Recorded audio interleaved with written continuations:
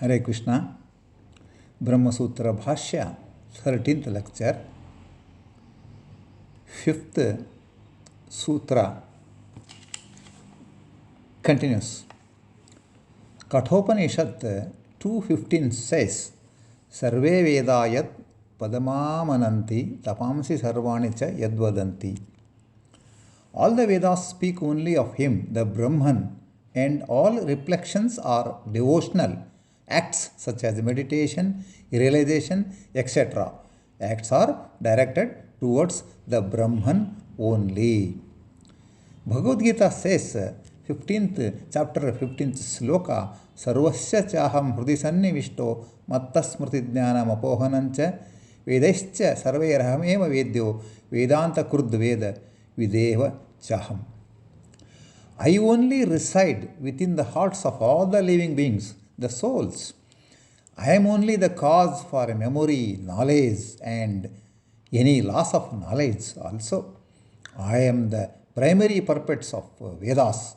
I am only the author of Vedanta, the Brahma Sutras or Vedanta Sutras, through my incarnation as Badarayana, the Veda Vyasa.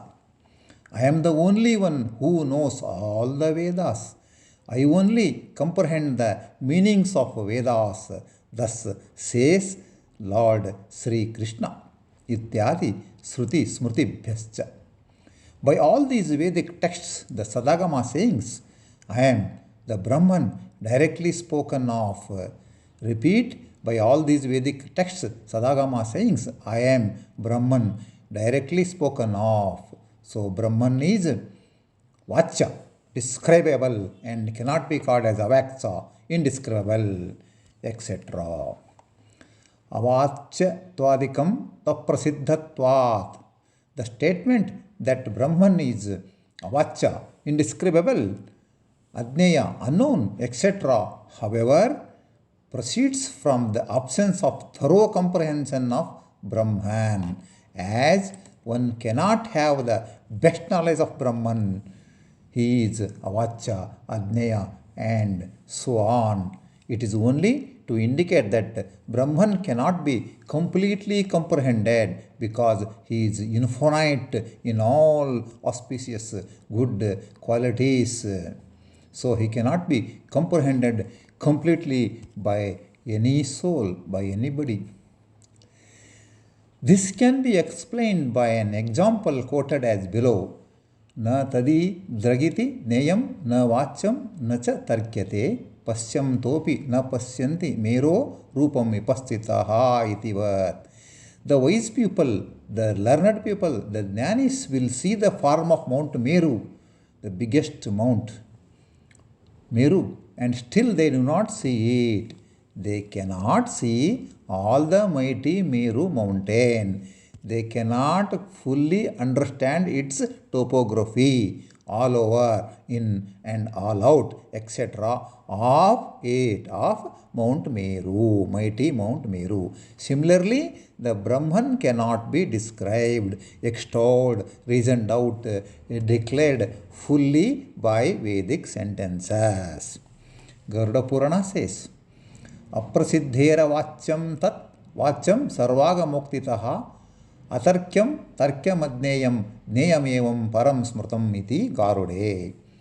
For want of thorough comprehension, though Brahman is declared by Sadagamas, the scriptures, Vedas, and capable of being known and inferred by reasoning, is said to be beyond the reach of words, reasonings, and knowledge. Infinite cannot be known fully. Only it can be known to the extent of our knowledge, your knowledge, his knowledge, their knowledge. That much only we can know the Brahman. In this Adhikarana, in this Shankara Bhashya, how it says? In Shankara Bhashya, Sutra 5, and in other sutras of this Adhikarana as well, is explained to refute the Sankhya philosophy. They used this Adhikarana, sutras and Adhikarana as well to refute the Sankhya philosophy. The Sankhyas say about creation refer to Pradhana. Pradhana is Prakriti, the nature, made up of three gunas, attributes, sattva, raja and tama as the first cause. Shankara Bhashya refutes this statement of Sankhyas as Upanishad declares ikshate tadekshat. The first cause Brahman creates with knowledge. But the pradhana, prakriti of Sankhya's is jada, inanimate. So it has no knowledge. Like this, Shankara Bhashya argues.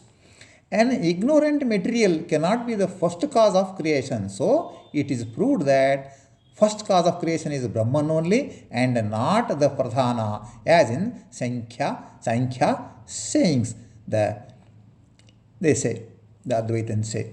But Dvaita stand does not agree with the above opinion of Advaita Bhashya because the word Ashabdam in the sutra is interpreted as Prakurti, Pradhana, so as to prove its stand.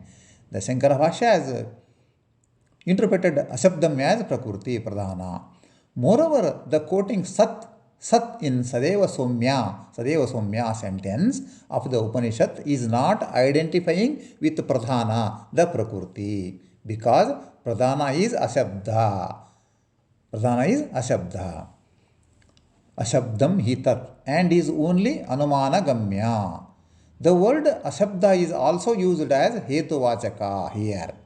It is the rule that any Hetuvachaka word should be acceptable by both the parties. Here the Sankhya's and Advaitins. But here the Sankhyans are not agreeing with as a Hetuvachaka. Sankhyans are not saying Ashabda, Shabdavedya, Ashabda, Shabdavedya, etc. to Pradhana. So, to negate Pradhana, the Prakriti, by making it as Hetu is not correct. It is not falling in this because they are not agreeing it. Thus, Ashabda cannot be interpreted as Pradhana. In previous sutras itself, it was proved that Brahman is perceivable through Vedas, Shastras, Sadagamas. Some doubts are being clarified here as some Shastra sentences are appearing to provide some different meaning to a common person. So, the Sutrakara Lord Sri Vedavyasa has clarified the doubts in this sutra and in this Adhikarana. There is no scope of bringing the Sankhya sayings into the discussion here of this sutra and also in this Adhikarana. The Sankhya itself is not agreeing to equate Ashabdam to Pradhana. One should not deviate from the topic which he is dealing with. The topic in this Adhikarana is to prove that Brahman is perceived by the knowledge got by Sadagamas. So, here we need not go far refuting the sayings of Sankhyans and other things. The topic in this Adhikarana is to prove that Brahman is perceived by the knowledge got by Sadagamas. Suggestion among Brahma Vidya students. Those who want to know about Brahma Vidya, the Brahma Sutras, it is recommended to have a study of both the schools of Vedanta, the Advaita and Dvaita Bhashyas compulsorily. Then only one can have wide range of knowledge. Then only he will be in a position to inquire. Then only he can compare different sayings for a subject. Otherwise, he will be left with one-sided view with very little knowledge. In any disputes, the Honorable Court will allot sufficient time, opportunity for both the parties to place their respective proofs, documents, witnesses, etc. before deciding it. This procedure we can adopt for our journey to Brahma Vidya learnings. So, better to study both the views of Advaita and Dvaita, and then he can decide which is best for his studies, of the Brahma Vidya. So, we request you to watch our next episodes. We will continue. Hare Krishna, Hare Krishna.